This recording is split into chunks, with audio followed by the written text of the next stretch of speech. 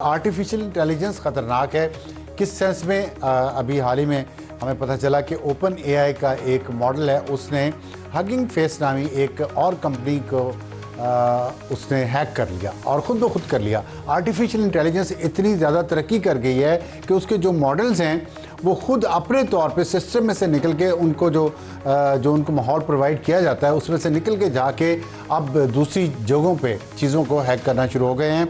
और इसके बाद एंथ्रोपिक और मेटा ने भी इस बात को तस्लीम किया है कि उनके जो प्रोग्राम्स हैं उन्होंने भी इस तरह की हरकतें की हैं। और ये आज के दौर में एक बहुत अहम इशू है, क्योंकि आर्टिफिशियल इंटेलिजेंस जिस तरह तरक्की कर रही है और उससे जो तबाही फैल सकती है, जिसका जिक्र इलॉन मस्क ने भी किया है और एक इंटरव्यू में, और उसने कहा है कि हम एक ऐसे बच्चे को, ये आर्टिफिशियल इंटेलिजेंस एक ऐसे बच्चे की तरह है जो बहुत जीनियस है और जिसकी हम तरबियत कर रहे हैं। उसकी तरबियत के दौरान हम उसको अच्छे मॉरल्स भी सिखा सकते हैं, बुरे मॉरल्स भी सिखा सकते हैं। तो अगर हम उसको अच्छी वैल्यू सिखाएंगे, अच्छे मॉरल सिखाएंगे तो वो अच्छे नतीजे देगा। और यही आज सवाल है हमारे इस सेगमेंट में कि बुरे लोग भी तो सिखाने वाले हैं आर्टिफिशियल इंटेलिजेंस को। अगर अच्छे सिखाने वाले हैं तो इसका मतलब तो ये हुआ कि आर्टिफिशियल इंटेलिजेंस एक बहुत ख़तरनाक हथियार में तब्दील होने जा रहा है। और हमें ज्वाइन किया है हबीबुल्लाह खान साहब ने, जो डिजिटल एक्सपर्ट हैं, पहले भी हमारे साथ आ चुके हैं प्रोग्राम में। बहुत शुक्रिया हबीब साहब, मैंने थोड़ा टाइम ज़्यादा ले लिया, लेकिन आप बताइए, सवाल ये है कि आर्टिफिशियल इंटेलिजेंस वो कह रहा है कि हमसे ज़्यादा स्मार्ट होगी, इलॉन मस्क कह रहे हैं, हमसे आगे निकल जाएगी। इंसान अशरफुल मखलूक़ात, तो उससे आगे इंसान ने एक चीज़ बनाई जो उससे आगे निकलने जा रही है और वो ख़तरनाक भी हो सकती है। तो क्या फिर ये आगे हम दुनिया ख़त्म भी हो सकती है किसी दिन? देखिए सर, अस्सलाम वालेकुम। क़ुव्वत इरादी जिसकी आपने बात की, फ्री विल की, तो इसकी आज़ादी आपको है, मुझे है, ठीक है ना, मशीन को नहीं है।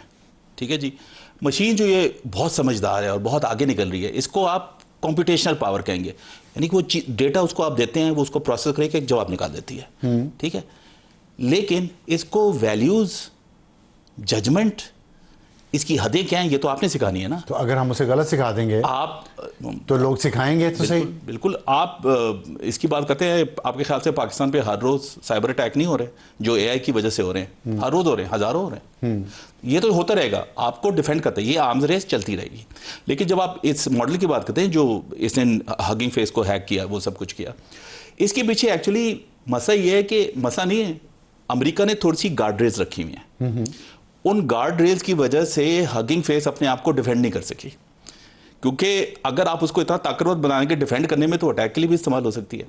तो एक्चुअली हंसने की बात यह है कि उनको कोई चाइनीज मॉडल इस्तेमाल करना पड़ा अपने आप को अमेरिकी मॉडल से बचाने के लिए। अमेरिकी मॉडल चाइनीज मॉडल से ज्यादा ताकतवर है, लेकिन उसके अंदर आपने थोड़ी बहुत जो है ना गार्ड रेल्स रखी हुई है। अच्छा, उस गार्ड रेल्स में से उसने लूपहोल निकाला और उसने कहा हाँ मैं जाके ना, मुझे इन्फॉर्मेशन चाहिए, तो अपनी तरफ से वो ये नहीं सोच रहा था कि मैं हैक कर रहा हूँ, मैं सोचा कि मुझे इन्फॉर्मेशन चाहिए और जो कुछ मैं कर सकता हूँ इन्फॉर्मेशन लेने के लिए वो मैं करूंगा, तो उसने हैक कर दिया। लेकिन इस तरह ही सोच रहा था मैं कोई गलत चीज कर रहा हूँ। आप उसको समझा देंगे ये गलत है, तो वो गार्ड रेल्स बना दें तो वो माइंड।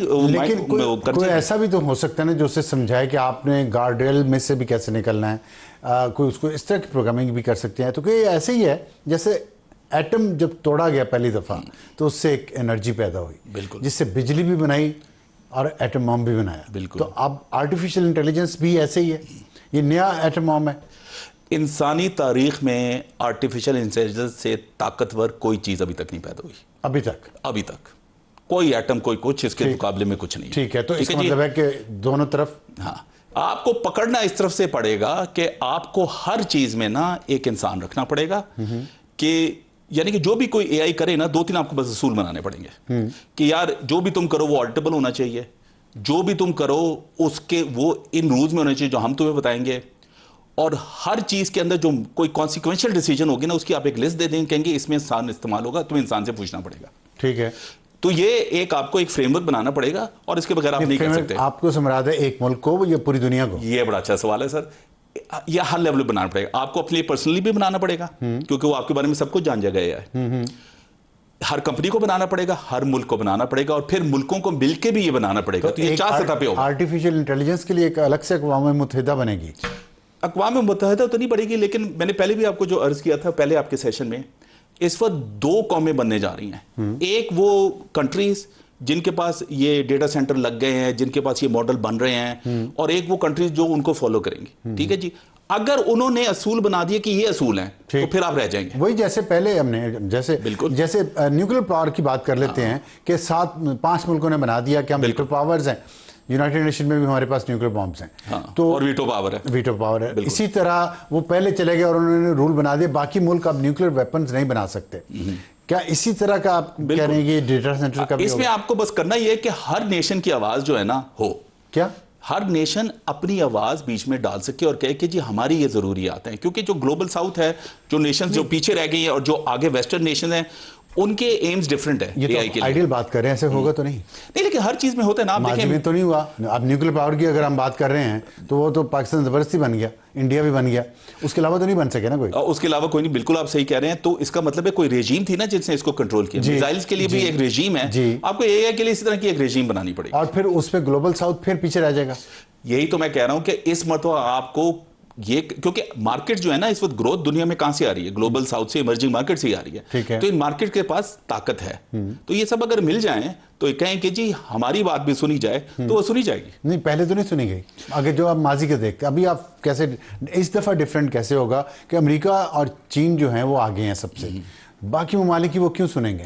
आई थिंक ये अच्छा सवाल है। मैं तो सिर्फ आपको ये कहूंगा हम एक मल्टीपोलर दुनिया की तरफ जा रहे हैं जहां मिडिल पावर्स की ज्यादा सुनी जा रही है। आप पाकिस्तान को देख लें, ये पिछले 2-3 सालों में हम एक मिडिल पावर बन गए हैं। पहले हम एक लेसर पावर थे, तो मिडिल पावर्स 2-3 इकट्ठी हो जाए जैसे हम इस वक्त हो गई हैं, आप डिफेंस पैक्ट भी देख लें, तो इनकी आवाज सुनी जा सकती है। तो इसमें भी ये आर्टिफिशियल इंटेलिजेंस का कोई रोल होगा डेटा सेंटर्स बनाने में या कंट्रोल लेने में, आगे बढ़ने में, जैसे आप कह रहे हैं? सर डेटा सेंटर्स को मैं इस तरह देखता हूँ, जब हमने कहा था ना हम घास भी खाएंगे लेकिन एटम बम बनाएंगे, तो डेटा सेंटर जिसको मैं इन्फ्रेंस कंप्यूट कैपेसिटी कहता हूं कि जी एआई जब सोचने के लिए उसको वो ताकत चाहिए, वो डेटा सेंटर चाहिए, मैं कहता हूं ये वही टाइम आ गया, आपको बनानी पड़ेगी। और ये इतनी बड़ी चीज है, ये किसी कंपनी के 1974 है, हाँ 2026 1974 जब हम कंपनी नहीं कर सकती सर कि हमने एटम बम बनाना चाहे घास खाएं, बिल्कुल।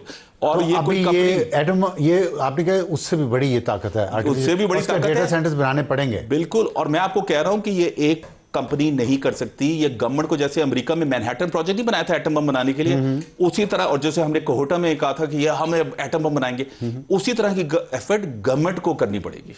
अच्छा, हर हालत में। ये जैसे कहते हैं ये कंपनी के लिए बहुत छोटा काम है, ये बहुत बड़ा काम है, ये मुल्क को ही करना पड़ेगा। तो गवर्नमेंट कर सकेगी, गवर्नमेंट का तो कर सकेगी कि आपने शुरू कर दिया, गवर्नमेंट का तो कह रहे हैं कोलैप्स हो गया, सिस्टम में कोलैप्स हो गया। नहीं सर, देखिए सिस्टम जब भी एक नया सिस्टम बनता है तो पुराना सिस्टम आपको ऐसे ही लगता है कि कोलैप्स कर रहा है। तो देखिए मैं तो हमेशा पॉलिटिकल सिस्टम, लेकिन एटम भी हमने इसी कोलैप्स सिस्टम के जरिए बना लिया था। देखिए हर मुल्क को अपना पॉलिटिकल सिस्टम चाहिए, तो उसके ऊपर भी बड़ी अच्छी गुफ्तगू हो सकती है किसी दिन। इस वक्त मैं आपको ये कहूंगा कि एआई जो है ना इस वक्त बड़ा अच्छी अपॉर्चुनिटी है, सारे लोग इस वक्त जीरो पे खड़े। ठीक है ना, ठीक है। 50-70 साल की लीड थी काफी लोगों के पास, वो बहुत कम है। तो इस वक्त अगर हम सही तरह से इन्वेस्टमेंट कर लें तो हम जो है ना 10-20 साल का सफर 1 साल में तय कर सकते हैं। आप कह रहे हैं कि न्यूक्लियर में जो 50-70 साल का फर्क था इसमें नहीं है। मैं कहता हूं इकोनॉमिक्स में भी, इकोनॉमी में एंड में तो बात इकोनॉमिक एक्टिविटी की होती है ना। ठीक है, तो उस पे पाकिस्तान के लिए चैलेंजेस क्या हैं? एक तो जो मुझे अभी मेरे टीम ने बताया कि पानी की पाकिस्तान में कमी है, और डेटा सेंटर्स के लिए पानी बहुत जरूरी है ठंडा रखने के लिए। इसमें कोई शक नहीं। तो फिर कैसे होगा ये? ज़रूरी है, लेकिन इतना पानी हमारे पास है। ठीक है जी, मैं अभी एक कराची में है क्वांटम ग्लोबल डेटा सेंटर, उनकी साइट विजिट करके आया हूँ। पानी है उनके पास और उनके पास बिजली भी है, तो ये जगह हैं जहां आप ये काम कर सकते हैं। एक बंदा 10,000 रैक लगा सकता है। और हमें जो मसला है ना, हमें मसला टेक्नोलॉजी का है। अमरीकी चिप एक तो महंगे हैं, दूसरे मिल नहीं रहे। हमारी जो नया असर रसूख आया ना, हमें उसको इस्तेमाल करना चाहिए कि ये चिप्स हम लेके आए। दूसरा, हमें चाइना के साथ भी रवाबत बढ़ाने पड़ेंगे एआई में, क्योंकि उनके चिप्स भी अब कैचअप कर रहे हैं। ठीक है जी, हमें दोनों तरफ ये गेम खेलनी पड़ेगी और ये बहुत इंपॉर्टेंट है। ये दोनों तरफ की गेम खेलने का मास्टर है काफी अरसे से, तो ये अगर इसीलिए मैं कहता हूं कि हमें होप है। नहीं तो होप तो तब है ना जब विजन था और एक फैसला किया सर भुट्टो ने उस वक्त। अब विजन है, फैसला हो जाएगा एआई पे कि नहीं होगा? सर मैं आपको बता रहा हूं कि कौन एआई पे इस वक्त काम नहीं कर रहा। मिलिट्री में भी, गवर्नमेंट में भी, सब लोग इसके ऊपर काम करें और कितना काम हो चुका है। आप खाली लॉज देख लेना। ठीक है। हमने पाकिस्तान डिजिटल अथॉरिटी क्यों बनाई कि इस तरह के स्टैंडर्ड बन सकें कि हम एआई वगैरह लॉज वगैरह पास करके इन सारी चीजों को कंट्रोल करके गवर्नमेंट के अंदर एफिशिएंसीज के लिए कर सके। वो लॉ आपने पास किया, ठीक है जी। अब मुझे पता है कि डेटा की पर्सनल डेटा प्रोटेक्शन का लॉ भी निकल रहा है, क्योंकि डेटा ही तो फीड होता है मॉडल में। इस वक्त आपको पता ही नहीं है कि डेटा कौन सा है। कल चीन ने आके कोई डेटा आपसे मांग लिया, आपने दे दिया, भाई क्यों दिया, किस लॉ के मुताबिक दिया? कल अमेरिका ने मांग लिया, कल इंग्लैंड ने मांग लिया, हम किसी से मांगेंगे? ये आपको कानून बनाने पड़ेंगे डेटा की सेफ्टी के। और ये मुझे पता है, ये कानून मिनिस्ट्री ऑफ आईटी लिख चुकी है और इसको पब्लिक कंसल्टेशन के लिए छोड़ी है, और मेरे ख्याल से 2-3 महीने में ये पार्लियामेंट में चला अच्छा, इस पे काम हो रहा है। हाँ, इस पे काम हो रहा है। और इस पर 3 लॉज हैं डेटा और एआई से रिलेटेड, जिस पे मिनिस्ट्री ऑफ आईटी में काम हो रहा है। इन लोगों को अपनी मेरे ख्याल से मशहूरियत करनी नहीं आती, लेकिन कहाँ मिनिस्ट्री ऑफ आईटी में बहुत जबरदस्त हो रहा है। बहुत शुक्रिया हबीबुल्लाह खान साहब, हमसे बात करने को। उम्मीद है कि हमारे नाज़रीन को ये बात समझ भी आई होगी, पसंद भी आई होगी, क्योंकि हम तो पुराने लोग हैं, लेकिन हबीबुल्लाह साहब मॉडर्न ज़माने के और आर्टिफिशियल इंटेलिजेंस को जानते भी हैं। बहुत शुक्रिया।